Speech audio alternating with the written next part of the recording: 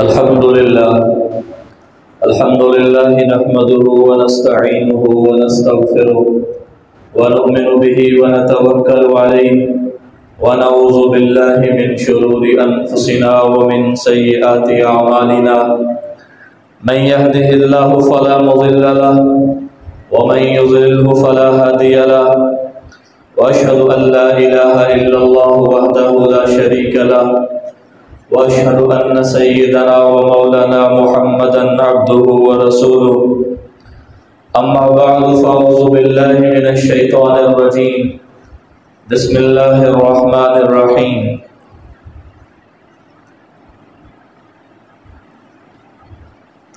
ولله على الناس حج البيت من استطاع إليه سبيلا ومن كفر فإن الله غني عن العالمين وقال الله تبارك وتعالى في كلامه المجيد ما كان للنبي أن يغل ومن يغل يأتي بما غل يوم القيامة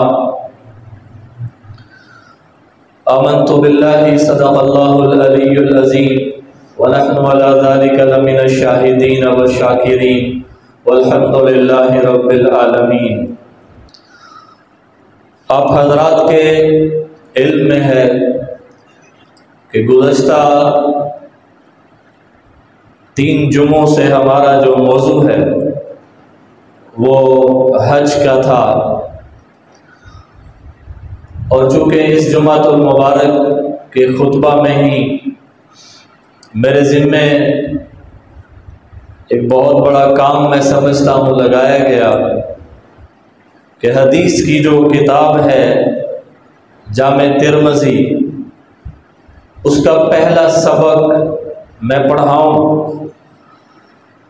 اور یہ ایک میرے لیے آزمائش بھی ہے کیونکہ میں خود کو اس اہل نہیں سمجھتا، تو اس لیے آج کا جو میری بات کا موضوع ہے وہ یہی حدیث پاک ہوگی۔ پھر اگلے جمعۃ المبارک میں بخاری شریف کا جو ہے وہ افتتاح ہوگا، تو اس پہ ہم جو ہے وقت لے لیا ہے یا وقت لے رہے ہیں، بزرگ آئیں گے تو وہ انشاءاللہ بخاری شریف کی پہلی حدیث پڑھائیں گے، تو اس سے اگلے جمعہ میں ہم دوبارہ اپنے موضوع کی طرف لوٹیں گے۔ تو یہ جو کتاب ہے جامع ترمذی، یہ احادیث پر مشتمل کتاب ہے۔ اس کتاب کے جو مصنف ہیں امام محمد بن عیسیٰ ترمذی، انہوں نے حضور پاک صلی اللہ علیہ وسلم کے فرامین کو، ارشادات کو جمع فرمایا ہے، اور مختلف عنوانات کے اوپر جو آپ صلی اللہ علیہ وسلم کے ارشادات ہیں ان کو انہوں نے جمع فرمایا ہے، اور اللہ کے رسول صلی اللہ علیہ وسلم نے ارشاد فرمایا نظر اللہ عبدا سمع مقالتی، کہ اللہ اس بندے کو سرسبز و شاداب رکھے۔ بڑی خوبصورت دعا ہے، اللہ اس بندے کو سرسبز و شاداب رکھے جس نے میری بات سنی۔ اب وہ ڈائریکٹ حضور سے سنی یا کسی اور سے سنی،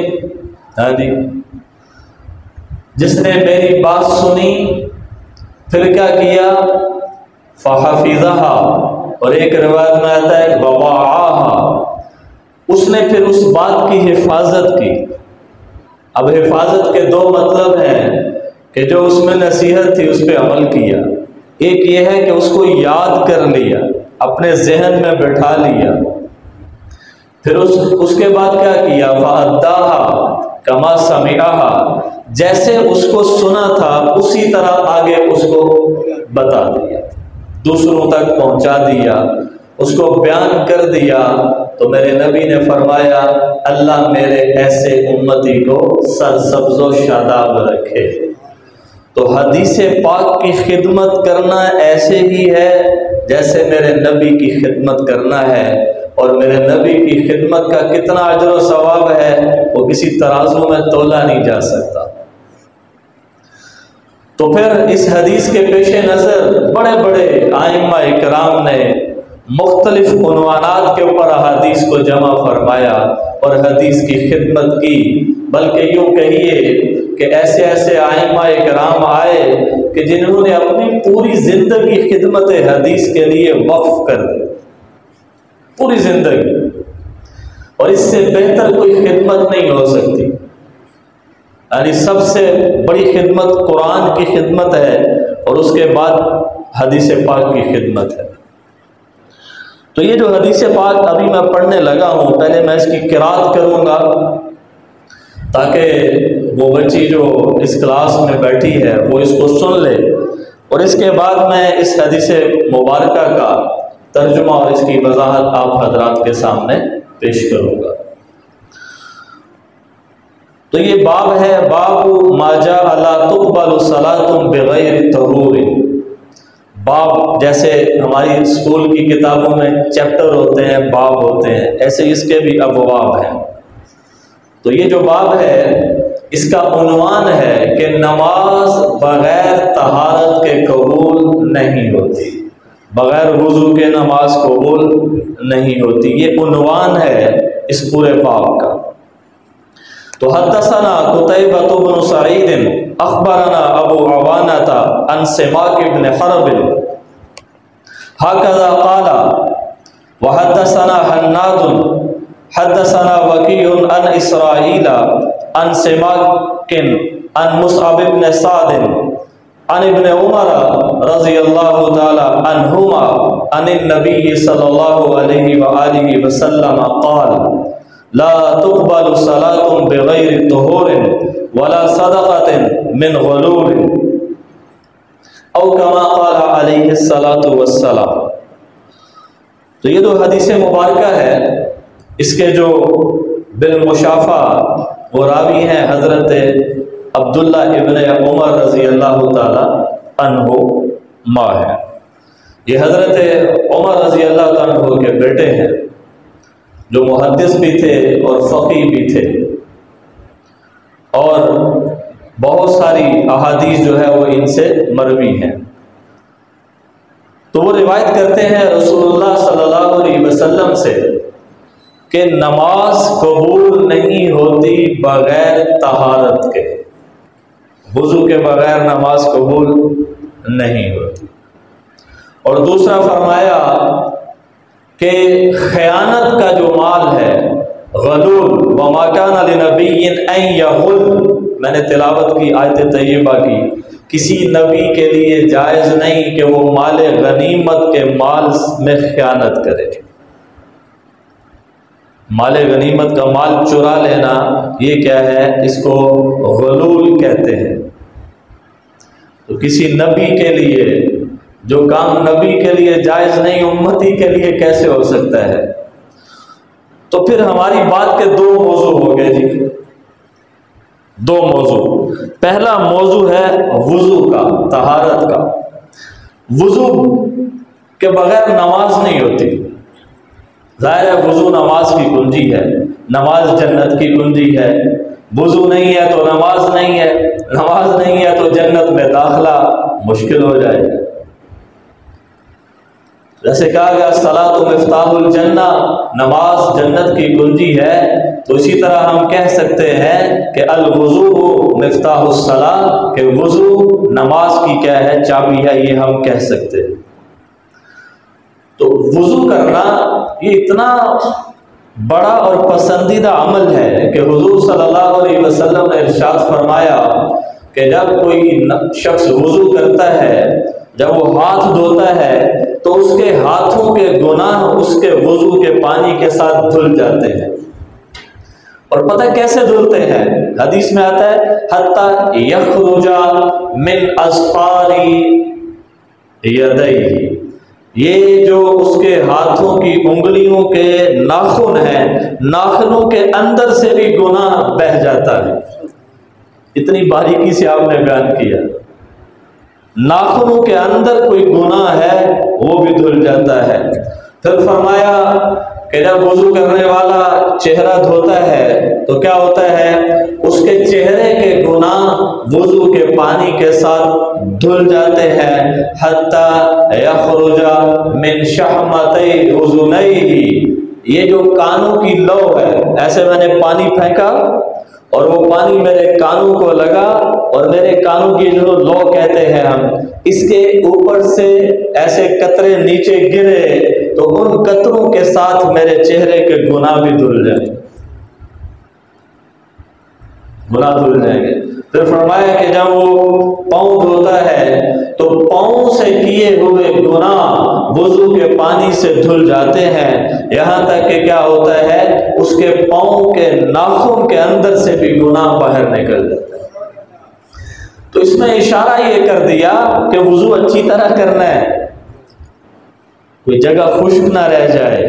ناخن کا اشارہ، میرے نبی صلی اللہ علیہ وسلم کی ہر بات کے اندر ایک راز ہوتا ہے، تو آپ نے یہ جو فرمایا ناخن کے اندر سے بھی گناہ نکل جاتا ہے، اس کا مطلب ناخن کے اندر کوئی چیز خشک نہ رہ جائے۔ ناخن کے اوپر نیل پالش لگی ہے، جیسے خواتین لگاتی ہیں، تو نیل پالش سے کیا ہوگا، وضو نہیں ہوگا اور غسل نہیں ہوتا، غسل نہیں ہوتا۔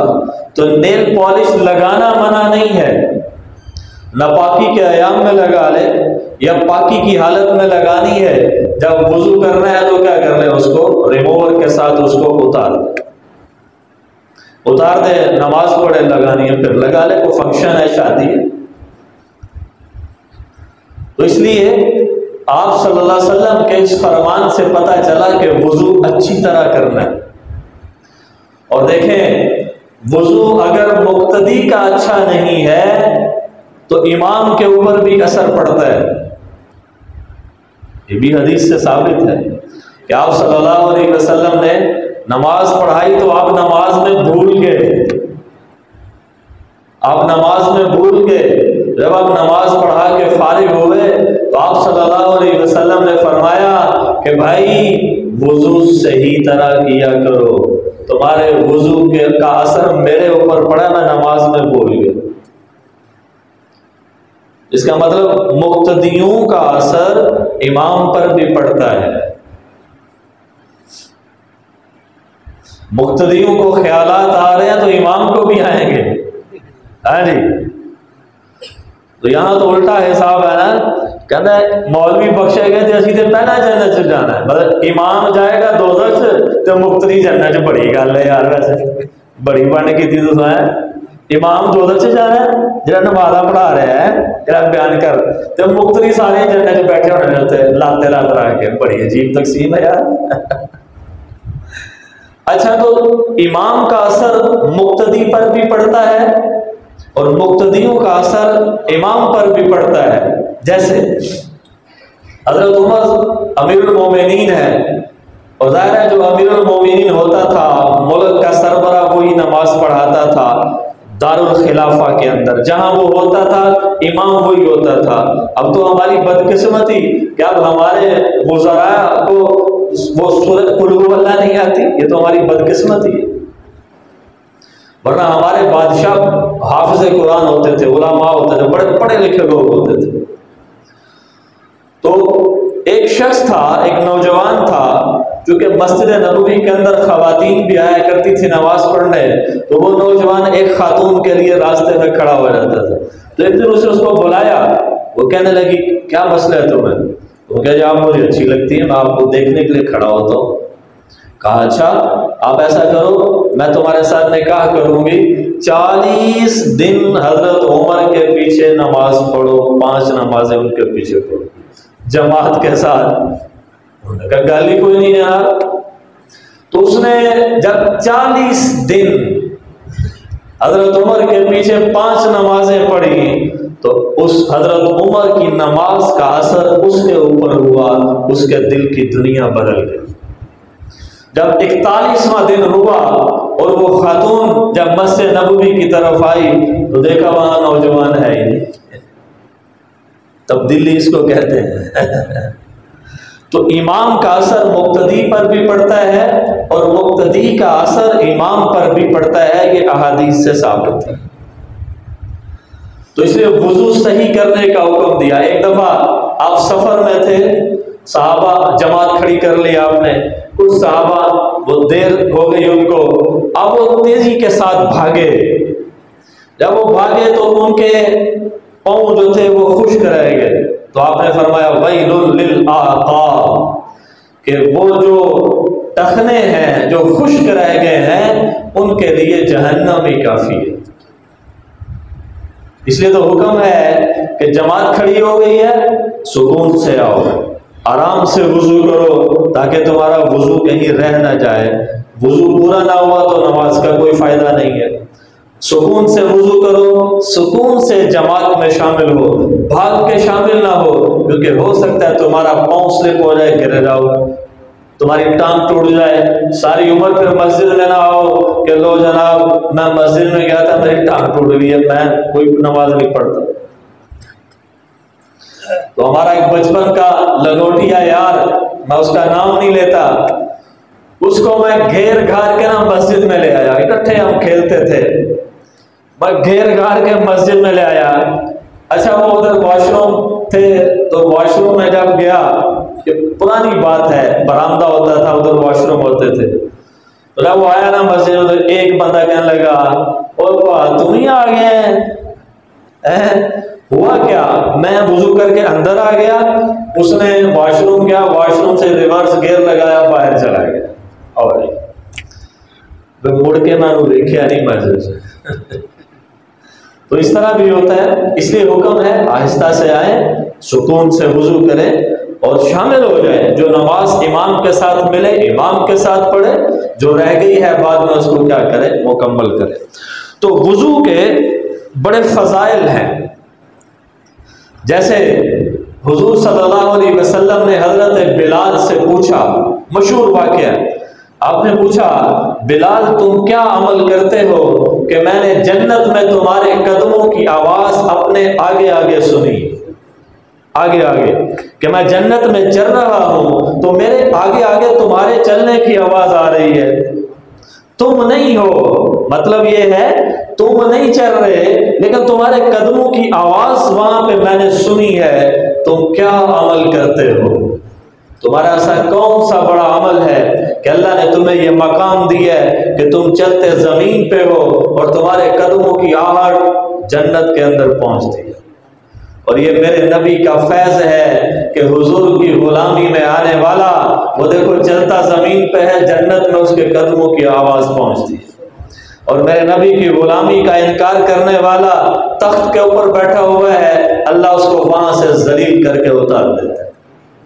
تو حضور کی غلامی میں ساری عزت ہے۔ اب حضرت بلال نے غور کیا کہ کون سا میرا ایسا عمل ہے، تو پھر انہوں نے فرمایا یا رسول اللہ صلی اللہ علیہ وسلم اور تو کوئی میرا بڑا عمل نہیں ہے، ایک عمل ہے جس پہ مجھے امید ہے کہ اس کی وجہ سے مجھے یہ عزت ملی ہے۔ تو فرمایا وہ کون سا عمل ہے؟ فرمایا جب بھی میرا وضو ٹوٹتا ہے میں وضو کر لیتا ہوں، جب بھی وضو ٹوٹتا ہے وضو کر لیتا ہوں، اور پھر وضو کرنے کے بعد جتنی ہو سکتی ہے مجھ سے نماز پڑھ لیتا ہوں، 2 نفل پڑھ لیے، 4 پڑھ لیے، 6 پڑھ لیے، جتنی توفیق ہوتی ہے اتنے میں نفل پڑھ لیتا ہوں۔ تو میرے نبی نے سٹیمپ لگا دی، اوپر مہر لگا دی، آپ نے فرمایا ہاں یہی تمہارا عمل ہے، اس پہ قائم رہو۔ وضو اتنا بڑا عمل ہے کہ بندہ زمین پہ چل رہا ہے اور اس کے قدموں کی آہٹ جنت میں پہنچ چکی ہے، جنت کا 7ویں آسمان کے اوپر۔ ایک صحابی آئے، کہا یا رسول اللہ صلی اللہ علیہ وسلم بڑا فقر و فاقہ ہے، بڑی غربت ہے، حالات بڑے ماڑے ہیں، تو مجھے کچھ بتائیں۔ تو آپ صلی اللہ علیہ وسلم نے اس صحابی کو فرمایا کہ ہمیشہ باوضو رہا کر، ادم الطہارہ یوسع علیک رزق، باوضو رہا کر تیرا رزق وسیع کر دیا جائے۔ میرے نبی نے وضو کے ساتھ کنیکشن جوڑا، باوضو رہو تمہارا رزق وسیع کر دیا جائے گا۔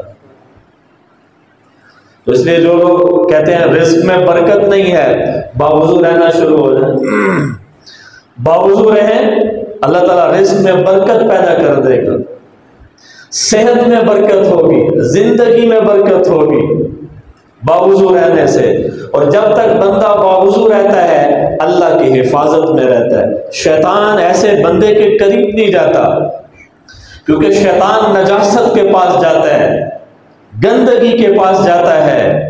میرے نبی کے اوپر جب پہلی وحی آئی آپ گھبرا گئے، آپ گھر میں آئے، اما خدیجہ سے کہا زملونی، مجھے فٹافٹ کمبل اڑاؤ، آپ کے جسم پہ کپ کپی طاری ہے، سخت گرمی میں آپ کو پسینہ اور آپ کو سخت سردی لگ رہی ہے، جسم کانپ رہا ہے۔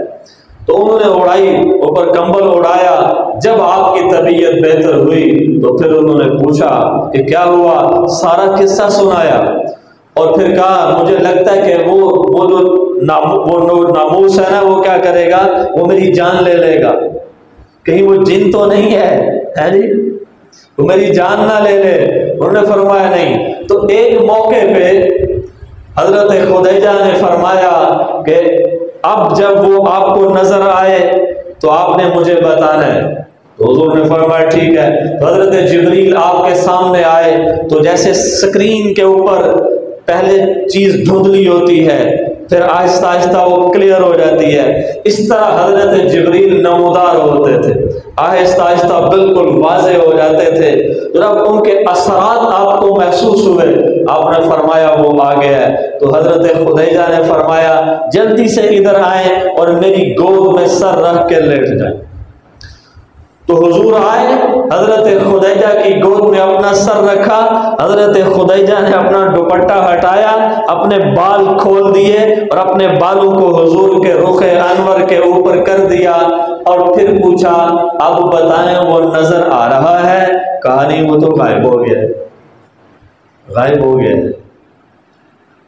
تو پھر انہوں نے کہا آپ کو بشارت ہو، وہ اللہ کا فرشتہ ہے، اگر شیطان ہوتا تو میرے کھلے بال دیکھ کے غائب نہ ہوتا، کیونکہ شیطان تو کھلے بال دیکھ کے ادھر آئے گا، وہ تو اس خاتون کی طرف آئے گا۔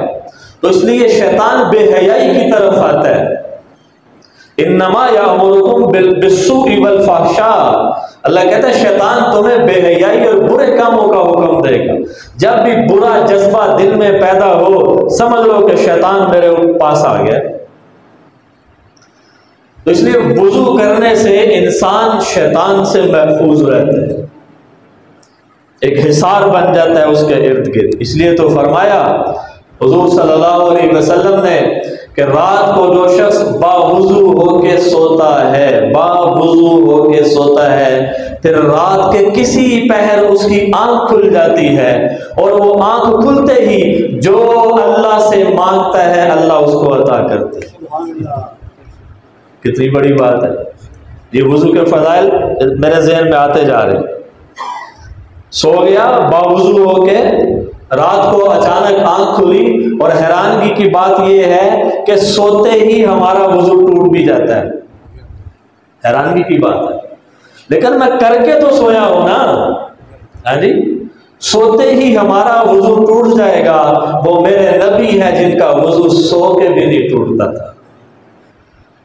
آپ خراٹے لے رہے ہیں، تہجد کی نماز پڑھ کے لیٹ گئے، آپ کی عادت مبارکہ تھی لیٹ جاتے تھے، آپ خراٹے لے رہے ہیں، اٹھے اور اٹھ کے پھر نماز پڑھنا شروع کر دی۔ حضرت عائشہ نے پوچھا یا رسول اللہ صلی اللہ علیہ وسلم آپ تو خراٹے لے رہے تھے، آپ کا وضو نہیں ٹوٹا؟ ہمیں تو حکم ہے جب سو کے اٹھو تو کیا کرو، وضو کرو، برتن میں ہاتھ ڈالنے سے پہلے ہاتھ دھو لو۔ تو میرے نبی نے فرمایا کہ نہیں، سونے سے تمہارا وضو ٹوٹتا ہے، میرا وضو نہیں ٹوٹتا۔ کیوں کہ تنام عینایا ولا ینام قلبی، تم جب سوتے ہو تمہارا دل بھی سو جاتا ہے، تمہاری آنکھیں بھی سو جاتی ہیں، میں جب سوتا ہوں صرف میری آنکھیں سوتی ہیں، میرا دل جاگتا رہتا ہے۔ تو وضو تو ٹوٹے گا جس کا دل غافل ہو، تو میرے نبی کا دل تو ایک لمحے کے لیے بھی غافل نہیں ہوا۔ تو اس لیے اس حدیث میں فرما دیا کہ بغیر طہارت کے نماز نہیں ہوتی. تو اس لیے ہم نے صرف نماز کے لیے وضو نہ کرے، کوشش کریں کہ ہم اکثر ہمارا حصہ جو ہے وقت کا وہ باوضو ہو کے گزرے. اور باوضو ہونے کا ایک فائدہ یہ ہوتا ہے کہ بندہ نماز نہیں چھوڑتا. پھر کیوں؟ کیونکہ اس نے کہنا یار ٹھہرو، سفر پہ جا رہا ہے نا، اور ٹھہرو یار وضو میرا ہے نا، میں نماز پڑھنا. کسی نے نماز نہیں نہ پڑھنی، وہ ضرور پڑھے گا. وہ کیا کہے گا؟ یار میرا وضو میں نماز پڑھنا ہے. کیونکہ وضو بھی ایک بعض دفعہ رکاوٹ بن جاتا ہے، نماز میں سستی پیدا ہوئی، وہ کتنے جناب ہم وضو کریں گے. خصوصاً سردیوں میں بڑا مسئلہ ہوتا ہے. جس کا وضو ہے وہ نماز نہیں چھوڑے گا، نماز قضا نہیں کرے گا. تو اس لیے ہم کوشش کریں کہ اپنے اوقات کا اکثر حصہ باوضو رہے. تو حدیث مبارکہ کا دوسرا حصہ یہ ہے جناب کہ جو چوری کا مال ہوتا ہے، فراڈ کا مال ہوتا ہے، دھوکے سے کمایا گیا مال ہوتا ہے، مال غنیمت سے چرایا ہوا مال ہوتا ہے، اس میں سے جو صدقہ خیرات کیا جاتا ہے وہ قبول نہیں ہوتا. کیوں قبول نہیں ہوتا؟ کیونکہ اللہ تعالیٰ خود پاک ہے، اللہ پاک چیزوں کو پسند کرتا ہے. اللہ خود پاک ہے اور وہ پاکیزہ چیزوں کو کیا کرتا ہے؟ پسند کرتا ہے. گندی چیز جتنی مرضی زیادہ ہو، قُلْ لَا يَسْتَوِي الْخَبِيثُ وَالطَّيِّبُ وَلَوْ أَعْجَبَكَ كَثْرَةُ الْخَبِيثِ. اللہ نے فرمایا کہ خبیث اور پاکیزہ چیز، گندی اور پاکیزہ چیز یہ برابر نہیں ہو سکتے، اگرچہ گندی چیز بہت زیادہ ہو، یہ برابر نہیں ہو سکتے. تو اس لیے کچھ لوگ کرتے ہیں چوری کی کمائی سے، وہ جناب وہ صدقہ خیرات بھی کرتے ہیں، کوئی فائدہ نہیں، کوئی فائدہ نہیں ہے.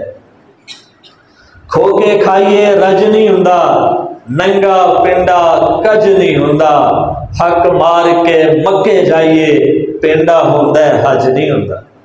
وہ پنڈا ہی کر کے ہے نا، حج نہیں ہوندا، حق مار کے جانا. ہاں جی، حق مار کے جاؤ گے مکے کوئی فائدہ نہیں. آپ کی سیر سپاٹا ہو گیا، آپ کا پنڈا ہو گیا، آپ کا حج نہیں ہوا. تو مال غنیمت، ایک شخص حضور کے ساتھ جنگ میں لڑنے والا، کافروں سے مقابلہ کرنے والا، لڑتے لڑتے لڑتے شہید ہو گیا. سارے صحابہ اس کی تعریف کر رہے ہیں، واہ آج کا دن اس کے نام ہے، آج کا دن اس کے نام ہے. حضور نے پوچھا کیوں؟ کہا جی جتنا یہ لڑا ہے اتنا ہم میں سے کوئی نہیں لڑا، آج کا دن تو اس کے نام ہے. تو میرے نبی نے فرمایا تمہیں کیا پتا کہ اس کے ساتھ کیا ہو رہا ہے، کیا ہو رہا ہے جی؟ تو آپ نے فرمایا اس نے مال غنیمت سے ایک چادر چرائی تھی اور میں دیکھ رہا ہوں کہ وہ چادر جہنم کی آگ کی بن کے اس کے جسم کے ارد گرد لپٹی ہوئی ہے. حضور کے ساتھ جہاد کیا ہے کافروں سے، حضور کی معیت میں، لیکن کیا کیا؟ مال غنیمت سے ایک چادر چرائی. تو یہاں تو لوگ کنڈیاں ڈال کے جناب بجلی چلاتے ہیں، کتنے کتنے ایکڑ زمین کو سیراب کرتے ہیں. بجلی چوری کرنا یہ 22 کروڑ عوام کے گھر میں ڈاکہ ڈالنا ہے. 22 کروڑ لوگوں سے معافی کیسے مانگو گے؟ کیسے مانگو گے؟ مولانا تھانوی رحمۃ اللہ علیہ کے پاس ان کا ایک خلیفہ آیا، خلیفہ مرید نہیں، خلیفہ مرید سے بڑا ہوتا ہے. اس کا بیٹا ساتھ تھا، بیٹا ساتھ تھا. تو آپ نے وہ ٹرین سے کہا کیسے آئے؟ کہا جی بائی ٹرین آیا ہوں. کہا اس کا ٹکٹ دیا ہے؟ ٹکٹ لیا تھا اس کا؟ کہا جی نہیں. کہا کیوں؟ عمر کتنی ہے؟ کہا جی اتنی عمر ہے. کہا تو اتنی عمر کا آدھا ٹکٹ لگتا ہے. وہ کہا جی میں نے تو نہیں لیا، میں نے کہا بچہ ہی ہے جیسے ہم لوگ بھی کرتے ہیں، وہاں ہم عمر چھپا لیتے ہیں. ہم بھی بڑے سیانے ہیں، بچے کو باہر بھیجنا ہو عمر بڑھا لیتے ہیں، پیسے بچانے ہو عمر گھٹا لیتے ہیں. ہم نے تو مذاق بنایا ہوگا. اچھا تو آپ نے کیا کیا؟ آپ نے فرمایا تمہیں خلافت سے بھی دستبردار کرتا ہوں، تم میرے خلیفہ نہیں ہو اور آئندہ میں تمہیں اپنا مرید بھی نہیں بناؤں گا، دفع ہو جاؤ یہاں سے۔ ہم میں سے کتنے لوگ ہیں جو ٹرین کا اپنا ٹکٹ بھی نہیں لیتے، واش روم میں چلے جاتے ہیں جب وہ چیک کرنے والا آتا ہے، واش روم میں چلے جاتے ہیں۔ اور مسئلہ یہ ہے کہ جناب آپ کے ساتھ جو بچہ ہے اگر وہ اتنی عمر کا ہے کہ جس کا آدھا ٹکٹ ہے، اس کا ٹکٹ ضرور لو، اگر نہیں لیا 100 روپیہ بچا لیا تو وہ 100 روپیہ آپ نے ملک کی خزانے سے چرایا ہے، 22 کروڑ عوام کا وہ 100 روپیہ ہے۔ 22 کروڑ عوام سے معافی کون مانگے گا؟ کیسے مانگے گا؟ اس لیے فرمایا اللہ کے رسول نے کہ ناجائز مال کا کوئی صدقہ اللہ تعالیٰ قبول نہیں کرتا۔ ایک لینڈ ریکارڈ میں ایک میرا جاننے والا ہے، تو وہاں پہ بڑی رشوت چلتی ہے، ہاں جی، تو وہ مجھ سے کہنے لگا کہ لوگ بڑے پیسے دیتے ہیں، لوگ یہ کرتے ہیں، لوگ وہ کرتے ہیں۔ تو میں نے اسے بتایا کہ رسول اللہ صلی اللہ علیہ وسلم کہ ایک صحابی کو تحائف ملے، حضور کو پتہ چلا تو انہوں نے کہا جو نے مجھے تحفہ دیا ہے، تو میرے نبی نے فرمایا اگر تم اس عہدے پر نہ ہوتے تو کیا پھر بھی تمہیں یہ تحفہ ملتا نا؟ عہدے کے بعد کون پوچھتا؟ ہاں جی، جب عہدہ چھن جاتا ہے تو کوئی نہیں پوچھتا۔ جناب وردی میں سلوٹ ہے، وردی میں سلوٹ ہے۔ یہ ہمارے قادر آباد صاحب کے وہ ڈپٹی صاحب ہیں، ٹھیک ہے نا، وردی تھی تو کیا آن بان شان تھی، اب دور سے دیکھ کے لوگ کہتے ہیں پہاڑی سائڈ تھے۔ تو اس لیے فرمایا کہ اگر تمہارے پاس یہ عہدہ نہ ہوتا تو کیا تمہیں یہ تحائف ملتے؟ کہا جی نہیں، تو پھر بس فرمایا اسی وجہ سے تمہیں ملے۔ تو حرام کمائی کا صدقہ قبول نہیں ہوتا، جتنا مسجد بنا۔ تو مجھ سے کہنے لگا کہ میں اگر ان پیسوں کی میرا دل چاہتا ہے میں مسجد بنوا دوں، میں نے کہا نہیں، ان پیسوں سے مندر تو بن سکتا ہے، مسجد نہیں بن سکتی۔ یہ میں نے اس کو مذاق کر بولا مندر کے بارے میں، ویسے مسجد میں نے کہا نہیں بن سکتی، مسجد تو حلال کمائی سے بنے۔ اور اس کا اتنا خیال تھا مشرکین مکہ کو کہ جب خانہ کعبہ کو ان لوگوں نے شہید کیا، اس کی عمارت بوسیدہ ہو چکی تھی، تو ان لوگوں نے، ان میں بڑی برائیاں تھیں لیکن کچھ خوبیاں بھی تھی ان میں، تو وہ ساری جب ان کی میٹنگ بیٹھی تو انہوں نے کہا جی دیکھو ہم بڑے برے کام کرتے ہیں، ہم سود کی کمائی بھی کھاتے ہیں، ہم جو ہے وہ زنا کی کمائی بھی کھاتے ہیں، باندیوں سے دھندا کرواتے ہیں جسم فروشی کا، ہم خانہ کعبہ کی تعمیر میں حرام کمائی نہیں لگائیں گے، اس میں ہم نے حلال کمائی ہی لگانی۔ اتنا ادب تھا ان کو، تو حلال کمائی ہی لگائی، پیسے تھوڑے ہوئے، خانہ کعبہ کی لمبائی زیادہ تھی، ہاں جی، انہوں نے کیا کر دیا، اس کو چھوٹا کر دیا، حتیم والی جگہ چھوڑ دی، اس کو رہنے دیا، ہاں جی، تھوڑا بنا لیا لیکن پاکیزہ کمائی سے بنا۔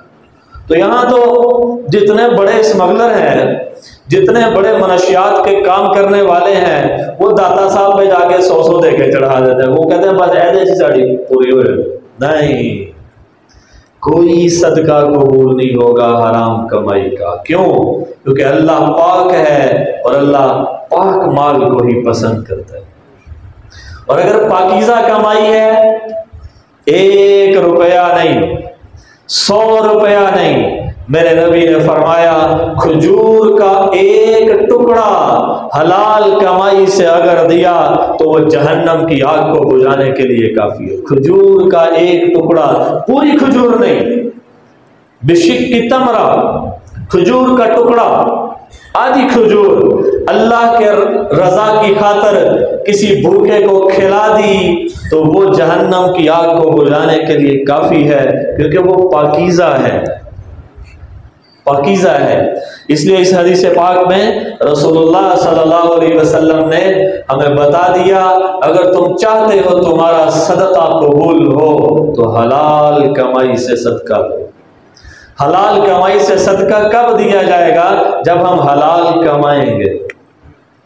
جب ماں کے پیٹ میں بچہ 4 مہینے کا ہوتا ہے، ہم لوگ یہ سمجھتے ہیں کہ میں ناجائز ذریعے سے زیادہ کما لوں گا، یہ ہماری بھول ہے۔ میرے نبی نے فرمایا کہ جب بچہ 4 مہینے کا ماں کے رحم میں ہوتا ہے، اللہ تعالیٰ اس میں روح ڈالتا ہے، پھر ایک فرشتے کو بھیجتا ہے، پھر وہ فرشتہ کیا کرتا ہے، ساری زندگی اس نے جو رزق کھانا ہے وہ لکھ دیتا ہے اس وقت۔ تو مقدر سے زیادہ کسی کو نہیں ملتا۔ غلط راستے پہ چل کے اس کمائی کو ہم غلط بنا لیں گے، زیادہ نہیں ملے گا۔ مشہور واقعہ حضرت علی رضی اللہ عنہ کا سنا کے بات کو ختم کرتا ہوں، دہرانا ہی ہے کہ آپ ایک سفر میں تھے، مسجد میں نماز پڑھنے کے لیے جانے لگے، ایک شخص کو دیکھا وہ کھڑا ہے، اس کو کہا میرا گھوڑا پکڑو، میں نماز پڑھ کے آتا ہوں۔ اب نماز پڑھ کے آئے، دیکھا گھوڑا ادھر ہے، گھوڑے کے اوپر جو کاٹھی ہوتی ہے زین وہ نہیں تھی، وہ لے گیا، زین لے کے بھاگ گیا۔ تو آپ اب بازار میں گئے کہ میں دوبارہ وہ خریدتا ہوں بازار سے، اور جب بازار میں دکان پہ گئے جہاں پہ وہ بکتی تھی تو دیکھا انہی کے گھوڑے کی زین وہاں پہ لٹکی ہوئی ہے۔ تو آپ نے اس دکاندار سے پوچھا یہ آپ کو کہاں سے ملی؟ اس نے کہا کچھ دیر پہلے ایک شخص مجھے بیچ کے گیا ہے، یہ اس نے مجھے فروخت کی ہے۔ تو کہا کتنے کی فروخت کی ہے؟ تو اس نے کہا 1 درہم کی۔ تو پھر آپ نے اس کو بتایا کہ یہ اصل میں میرے گھوڑے کی زین ہے، یوں میں نماز پڑھنے گیا تھا، اور جب میں نماز پڑھنے گیا تھا تو میں نے دل میں یہ سوچا تھا کہ جب میں واپس جاؤں گا تو اس باہر کھڑے شخص کو 1 درہم انعام دوں گا۔ کیا دوں گا؟ انعام، 1 درہم انعام دوں گا کہ اس نے کیا کیا، میرا کام کیا ہے، میرے گھوڑے کی حفاظت کی ہے۔ اب دیکھو اس نے کیا کیا، صبر نہیں کیا۔ بندہ صبر کر لے، وقت سے پہلے نہیں ملتا، مقدر سے زیادہ نہیں ملتا، تھوڑا سا صبر کر لیتا، اس کو ملنا 1 ہی درہم تھا لیکن وہ درہم اس کے لیے حلال ہوتا۔ اب اس نے لیا 1 درہم ہے لیکن وہ کیا ہو گیا، وہ حرام ہو گیا۔ تو اس لیے ہم حلال پہ اکتفا کرنے کی کوشش کریں۔ ایک صحابی نے آپ سے پوچھا یا رسول اللہ صلی اللہ علیہ وسلم میں چاہتا ہوں میری دعا قبول ہو، تو حضور نے فرمایا لقمہ حلال کھایا کرو، تمہاری دعا کیا ہوگی، قبول ہوگی۔ تو وقت ہو گیا، 2 باتیں عرض کی گئی ہیں اس حدیث پاک میں۔ ایک بات یہ کہ بغیر وضو کے نماز نہیں ہوتی، وضو کے فضائل میں نے بیان کر دیے، اور دوسری بات یہ کہ حرام کمائی سے صدقہ اللہ قبول نہیں کرتے۔ اللہ تعالی ہمیں زیادہ سے زیادہ وقت باوضو رہنے کی، اور اللہ تعالیٰ ہمیں حلال کمانے کی، حلال کھانے کی، اور اپنے راستے میں حلال خرچ کرنے کی توفیق عطا فرمائے۔ وما علیہ الا البلاغ۔ سنتے ہیں۔